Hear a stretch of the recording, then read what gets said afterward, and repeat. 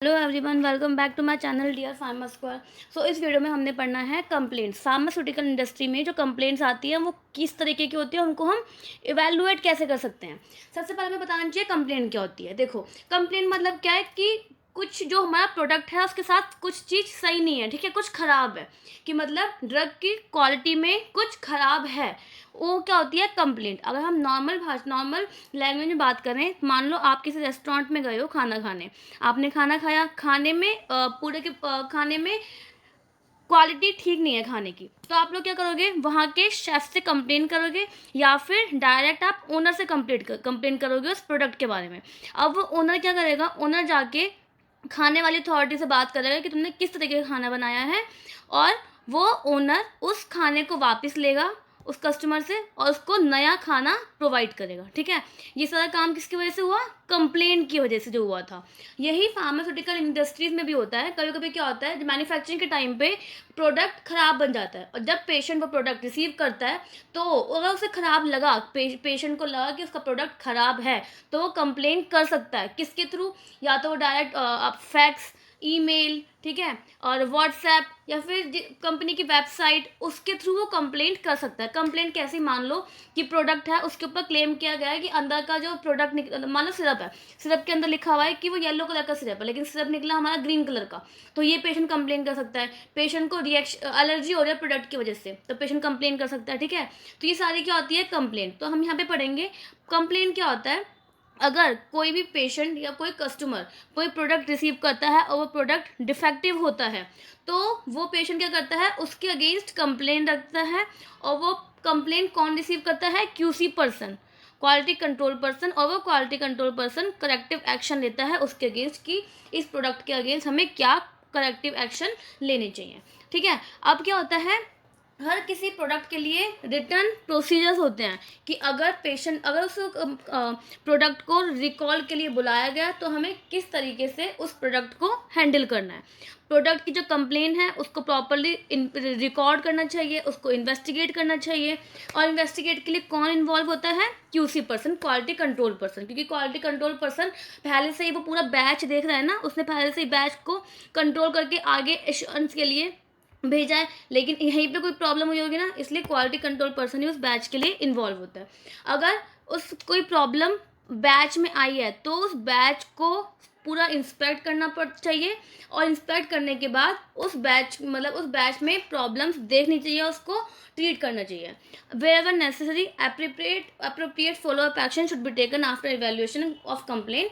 जब जैसे ही कंप्लेन आती है तो अप्रोप्रिएट एक्शन मतलब या तो पूरा बैच को डिस्कार्ड कर दो, ठीक है, बैच की टेस्टिंग करो पूरे के पूरे, तो वो सारे एक्शन लेने चाहिए। यहाँ पे सारी की सारी चीज़ें बहुत नॉर्मल बताई गई हैं। ये ना सारा का सारा हमारा इंट्रोडक्शन पार्ट है। मेन हमें क्या देखना है, टाइप ऑफ कंप्लेंट।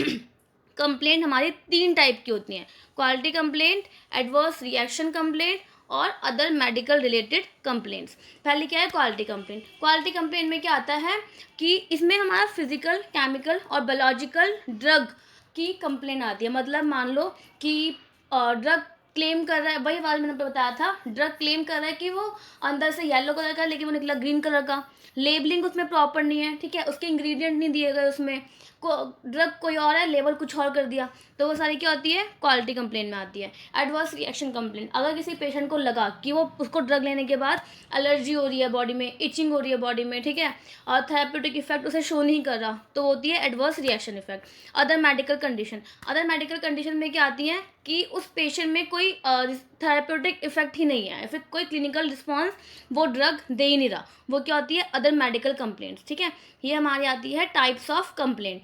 अब अब हम लोगों को पढ़ना है process of handling of complaint. ये मैंने इसमें लिखा नहीं है, मैं आप लोगों को समझाऊंगी, और इसका सारा का सारा रिटर्न डिस्क्रिप्शन में दिया हुआ है। आप लोग कॉपी पेंसिल लेके ज़रूर बैठ जाइए, क्योंकि ये बहुत इंपॉर्टेंट है कि कंप्लेंट को हैंडल कैसे किया जाता है। सबसे पहले क्या आता है, रिसीविंग कंप्लेंट्स।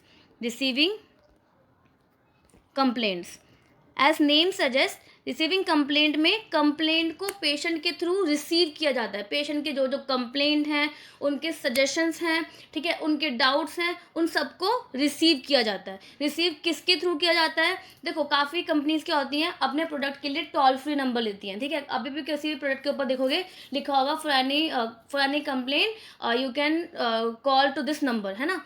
तो टोल फ्री नंबर्स होते हैं कंप्लेंट के लिए, और ईमेल्स होते हैं, चैट रूम्स होते हैं, पीओ बॉक्स होते हैं, तो ऐसे नंबर्स होते हैं। इन सब के थ्रू पेशेंट कंप्लेन कर सकता है, और जो भी पर्सन कंप्लेन को रिसीव करेगा उसका ये काम होता है कि इन कंप्लेंट्स को क्यूए टीम्स को दे, क्वालिटी एश्योरेंस और क्वालिटी कंट्रोल टीम्स को दे, ताकि ये उस कंप्लेंट को इन्वेस्ट कर सके, एनालाइज कर सके और उनको इनमें ट्रीटमेंट डाल सके, ठीक है। जो भी फर्दर एक्शन लेने हैं उनको वो ले सके। तो ये क्या हो गया हमारा रिसीविंग कंप्लेंट, मतलब कंप्लेंट को रिसीव करना। सेकेंड पॉइंट क्या आएगा हमारा? Technical investigation. टेक्निकल इन्वेस्टिगेशन नाम से लग रहा है, इसमें क्या होगा? कंप्लेंट को इन्वेस्टिगेट किया जाएगा। जब हमारा कोई भी कंप्लेंट रिसीव होता है तो क्यूए यूनिट का काम क्या होता है? वो इन्वेस्टिगेट करना शुरू कर दे, ठीक है। जब भी कोई कंप्लेंट टीम रिसीव करती है तो क्यूए टीम का काम क्या होता है? उसको इन्वेस्टिगेट करना शुरू कर दे। और ये इन्वेस्टिगेशन भी दो तरीके से होती हैं। एक होता है हमारा डॉक्यूमेंटेशन टाइप, एक होता है हमारा डॉक्यूमेंटेशन टाइप, और एक हमारा होता है laboratory phase. Laboratory phase documentation type investigation में क्या होता है?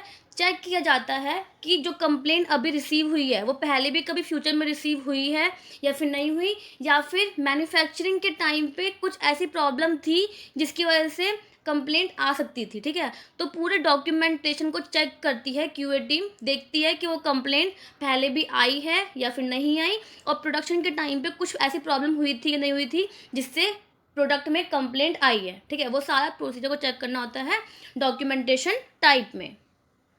अब इसमें क्या होता है, जो हम लोगों ने पढ़ा टेक्निकल इन्वेस्टिगेशन में दो पॉइंट्स होते हैं, दो तरीके से होता है, डॉक्यूमेंटेशन टाइप और एक होता है हमारा लेबोरेटरी एनालिसिस। डॉक्यूमेंटेशन में क्यूए टीम देखती है, ठीक है, डॉक्यूमेंटेशन को। लेबोरेटरी में क्या होता है कि क्यूए टीम में देखो सबसे पहले क्या होता है, कंपनी को ये काम होता है कि क्यूए टीम में कोई एक पर्सन को ऐसे हायर करे कि वो कंप्लेंट्स देखे, सारी की सारी कंप्लेंट्स को एनालाइज करे, उनमें सारी की सारी प्रॉब्लम देखे, ठीक है। तो लेबोरेटरी एनालिसिस में क्या होता है, जो हमारा कंप्लेंट प्रोडक्ट आता है और जो पहले से रिटेन प्रोडक्ट होता है, उन दोनों की टेस्टिंग करे कि कंप्लेंट प्रोडक्ट जो है वही सेम कंप्लेंट प्रोडक्ट में जो कंप्लेंट है रिटेन्ड प्रोडक्ट में भी वो कंप्लेंट है या फिर नहीं है, ठीक है। उन दोनों चीज़ों को वो देखे। कौन? क्वालिटी एश्योरेंस का कोई पर्सन, ठीक है, उससे हम क्या बोल सकते हैं? कंप्लेंट ऑफिसर हम उसे बोल सकते हैं, ठीक है। तो आप लोगों को दो पॉइंट तो मैंने यहाँ जो बताया है वो समझ में आई होगी ना, कौन कौन से हमारे फेज होते हैं इसमें। सबसे पहले होते हैं रिसीविंग कंप्लेंट्स। सेकंड हमारा पॉइंट हो गया technical investigation,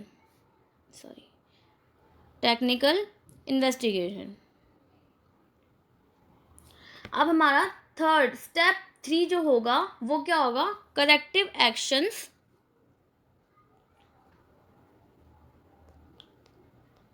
and feedback to customers.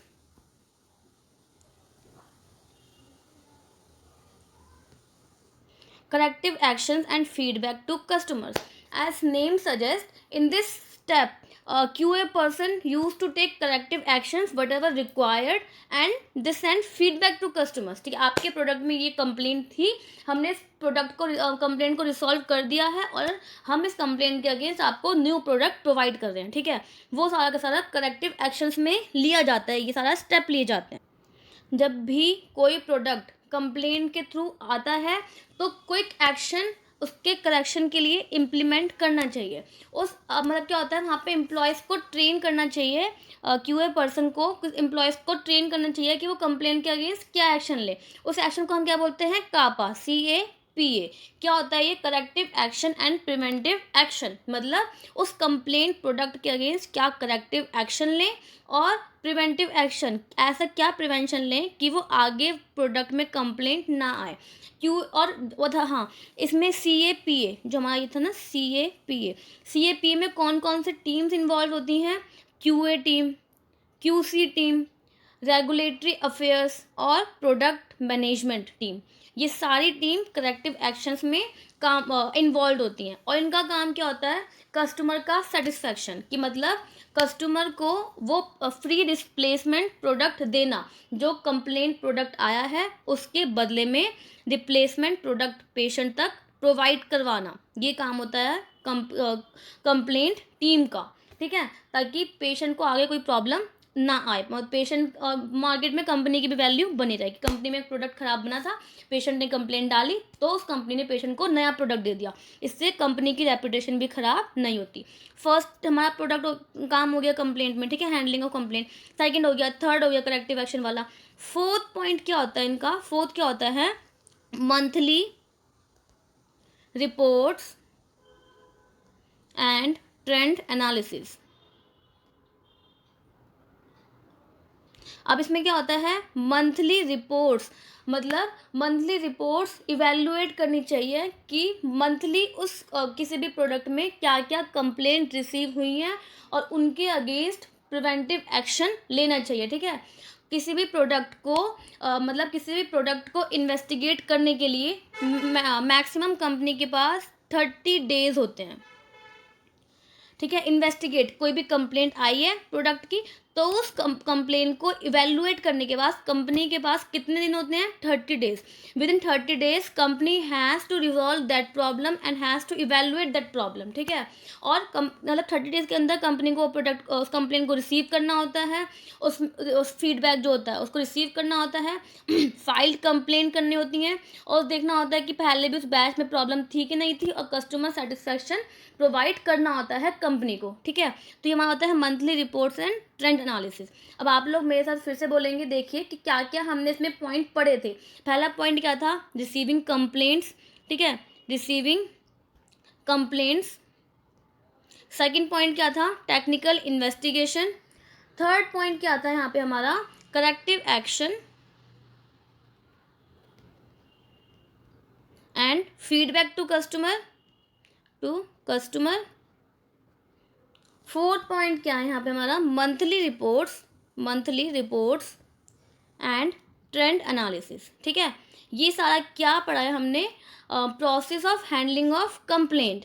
अब यहाँ पे क्या आता है कि मतलब content of product complaint data sheet, मतलब जो भी कंप्लेंट की डेटा शीट होती है, तो क्यूए पर्सन का क्या काम होता है उस डेटा शीट में क्या क्या रिकॉर्ड करना। देखो, कंप्लेंट का सीरियल नंबर, ठीक है, नेचर ऑफ कंप्लेंट, कि कंप्लेंट का नेचर क्या है, name of complaint, address of complainants, मतलब उस जो जिस पर्सन ने कंप्लेंट भेजी है उसका एड्रेस, उसका नेम। ठीक है, नेम ऑफ प्रोडक्ट, क्वालिटी क्या थी प्रोडक्ट में, कितना साइज भेजा गया था, कितना साइज रिसीव हुआ है, क्यूसी पर्सन ने इसमें क्या इवैल्यूएशन किए हैं। ठीक है, और एक्शन टेकन बाय कंपनी, और copy of reply send to complainant, मतलब क्या उस पेशेंट को क्या कॉपी भेजी गई है। ठीक है, अब इससे हमें क्या कंक्लूजन मिलता है, हमें ये कंक्लूजन मिलता है कि प्रोडक्ट, जब भी किसी प्रोडक्ट की कंप्लेंट आती है तो कंपनी को विद इन 30 डेज उस प्रॉब्लम को रिजॉल्व करना होता है, और पेशेंट को new product as a replacement product send करना होता है। इससे क्या होता है, कंपनी की मार्केट में वैल्यू बनी रहती है, और पेशेंट का भी ट्रस्ट कंपनी के ऊपर बना रहता है, और कंपनी को आगे कोई प्रॉब्लम नहीं आती। ठीक है, यही हमने सारा पढ़ा है कंप्लेंट में।